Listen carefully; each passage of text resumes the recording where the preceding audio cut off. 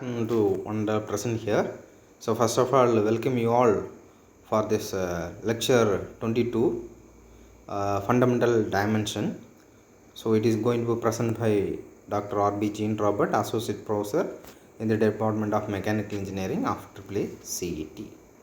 So I hope that we all completed the first two units. So let us see. So this is your syllabus, in which we have completed unit number 1, that is fluid properties and fluid statics, in which we have discussed about the fundamentals of fluids and characteristics of fluids. Then we have discussed about 11 important properties of fluids, in which density, specific weight, specific volume,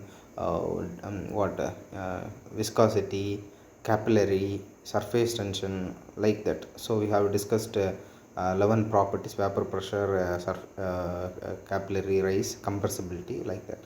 So in next we have discussed about fluid statics, that is concept of fluid static pressure, absolute and gauge pressures. Then pressure measurements by manometers. So here we have discussed about a simple manometer and a differential manometer, inverter type also we have discussed. Then center of pressure and buoyancy pressure and flotation, that is also discussed in the first unit, right? So it is a quick review about the first unit.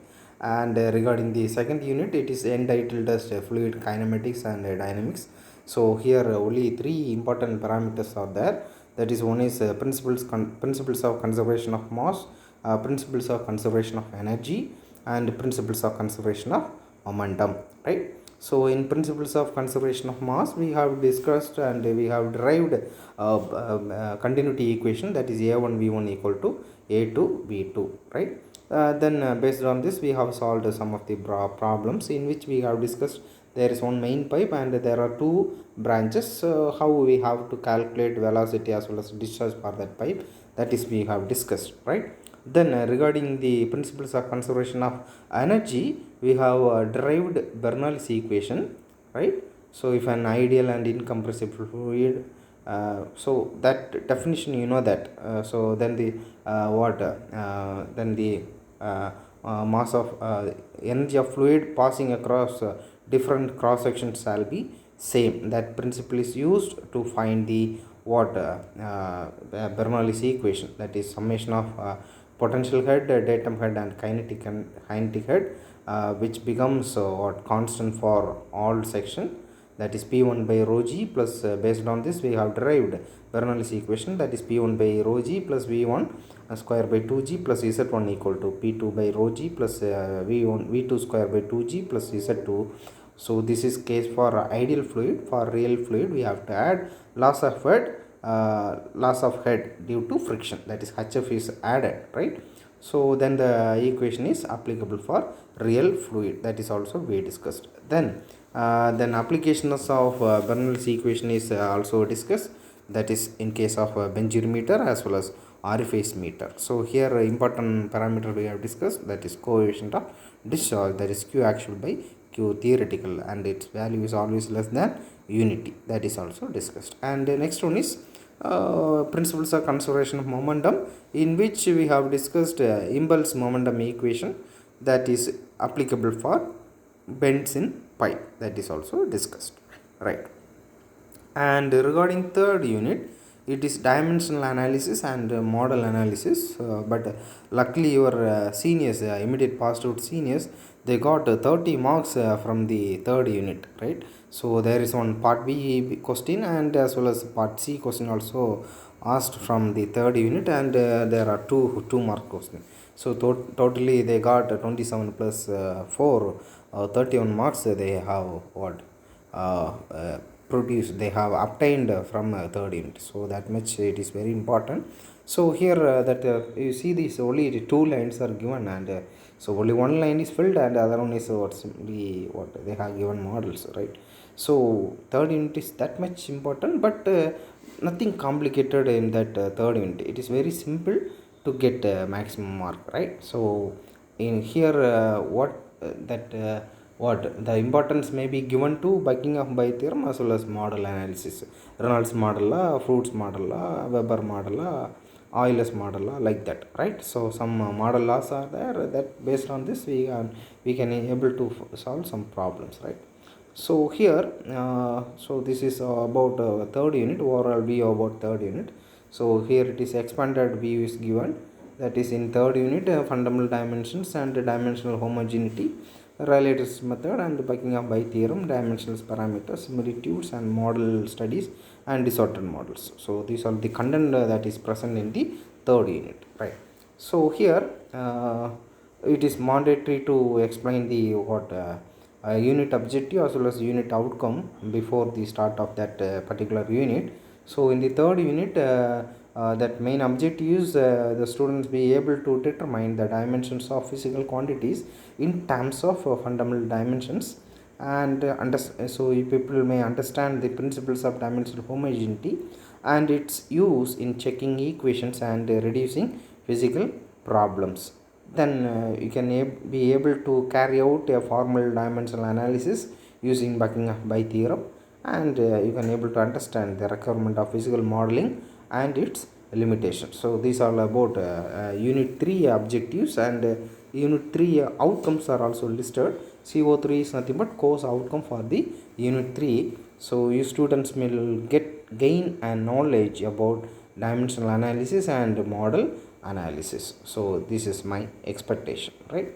So here, before going to enter into the subject, so what is dimensional analysis?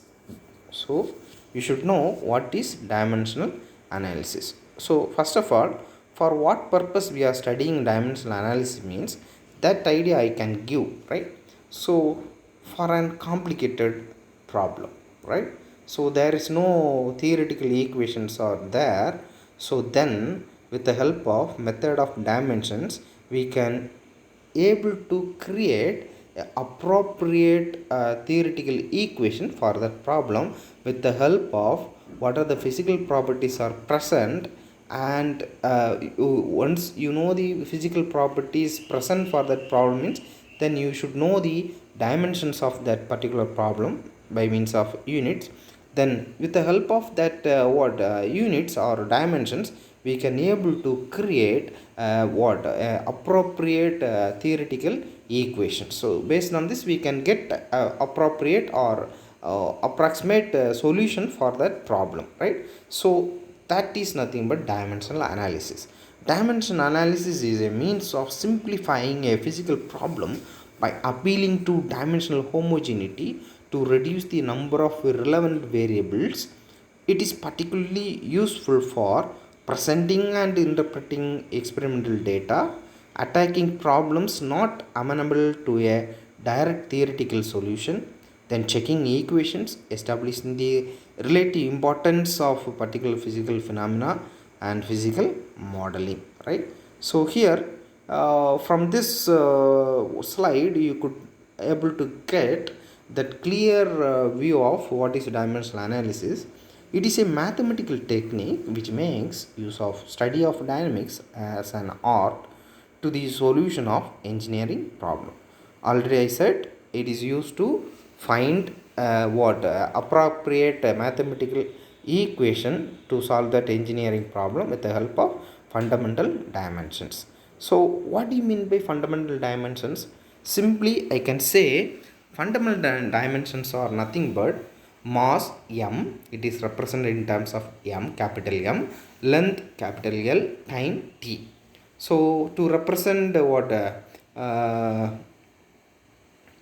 temperature we are using theta, right? So but it is a dimensionless number, right? We can leave it, right? So we are using m, l, t, tan. So that these three are nothing but fundamental dimensions. M stands for mass, L stands for length, and T stands for time, right? So what is secondary quantity or derived quantities? Secondary quantities or derived quantities are quantities which can be expressed in terms of two or more fundamental dimensions, right? Then what is the main uses of dimensional analysis? So it is very much needed for you. It can be asked for some 2 mark question. What is the main uses of dimensional analysis? It is used to test the dimensional homogeneity of any derived equations, right? So with the help of method of dimension, you can able to find whether the equation is what whether the equation is dimensional homogeneity or not, right? So that thing you have to check. Then it is used to derive an equation for a complex problem, right? For a complex engineering problem, the help of a method of dimension, you can able to derive an equation, right? Next, dimensional analysis helps in planning model test. To take a model test, we can use dimensional analysis principle. Then what is dimension and what is units? So for example, to represent if you are solving any problem, at the end you have to produce at any cost you have to put that unit for that particular problem. For length, it is meter, it is represented in terms of meter. For area, it is represented in terms of meter square. For volume, it is meter cube. It is known. Velocity, meter per second. Acceleration, meter per second square. Temperature, theta, right? So then angular velocity, radian per second. So these are mandatory, right? So then only you will get a maximum mark at the time of examination, right? So but here what we are doing is that particular unit is converted in terms of dimensions. So with the help of base fundamental dimension MLT, that equations or that units are converted into dimensions. For example, area, it is, you all know that area, its unit is meter square. Meter is represent length. So here what's the dimension for area? Unit is meter square and its dimension is L square, right? Then regarding velocity, velocity is what? Meter per second. Meter per second. Meter stands for L, per second it represents time. So L by T. So while simplifying you may get L T power minus 1. That is the dimension for the what particular velocity problem, right?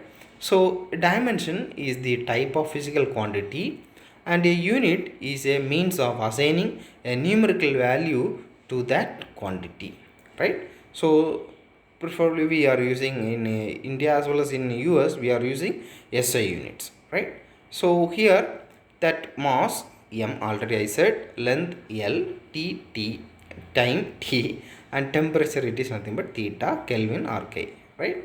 So in electrical people, they may additionally use 3 more parameters, that is electrical current I, luminous intensity C, amount of substance N, right? So these all are the fundamental dimensions. Then here some dimensions and some dimensions for the some physical properties are given. Here there are 4 at the left hand side. There are 4 properties are listed: geometric property, kinematic property, dynamic property and fluid property. And that physical quantity present for that particular properties are: for geometry, area, volume, second moment of inertia. Then kinematic property, velocity, acceleration, angle, angular velocity, quantity of flow, that is discharge. Then mass flow rate, m dot.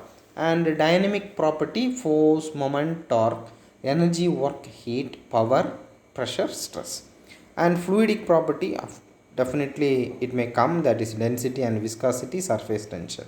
Then kinematic viscosity, thermal conductivity, specific heat and bulk modulus, and its corresponding symbols are given in the third column. And you have to put one more column here. Then you have to write the dimensions for that parameters. Then you have to write the dimensions, right? So let us see how we have to find that viscosity dimension for the viscosity, right? So in the following mu, we have to find the dimension for mu, right? So for that, to find dynamic viscosity, we need to use Newton's law of viscosity equation, that is tau is equal to mu into du by dy.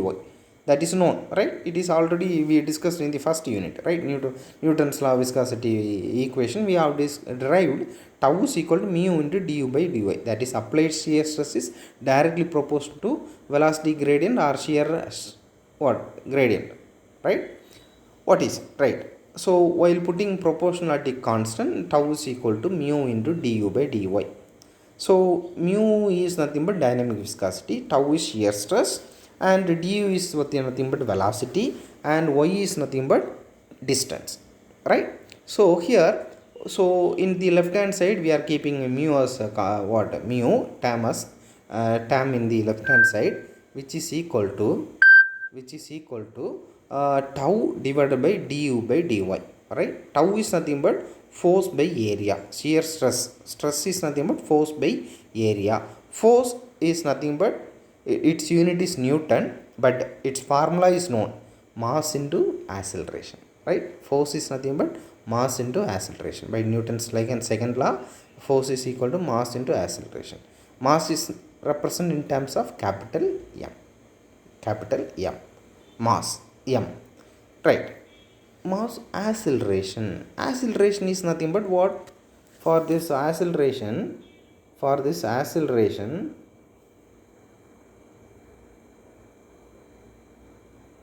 force equal to m into a, right? So mass is m, capital M is listed here. Acceleration is what? Meter per second square. Meter represent length, so here L is given. See, M, capital M, L. Then second square, per second square. It, while solving, it may comes in what? T power minus 2, that is listed, right? That's all. Then area is what? L square, that is in the upper case. For lower case, velocity is what? Meter per second, L by T, that is L T power minus 1. Length is what? Per L. So while simplifying, you are getting M L power minus 1 T power minus 1, right? So with the help of this method of dimension, we can able to find that the unit of, or if you know the unit of any particular quantity, means from that we can able to find the what? Dimensions for that particular parameter, right? So this is very, very important. So this is many time it is asked, right? So they will give some physical quantity here. So with the help of method of dimension, you need to find the dimension for that particular quantity, right? So here see, kinematic viscosity mu equal to what? ml power minus 1 T power minus 1. So this is proven here, right? So with this, I am concluding my today's lecture. I have posted a Google assignment. I have posted a quiz assignment in the Google Classroom. So kindly go through it. So it is formed based on this today's lecture. You go through it. You solve the problem quizzes. You will get some fundamental idea, right? So these are all about today's lecture. Thank you for your patient listening. Thank you, one and all. Thank you.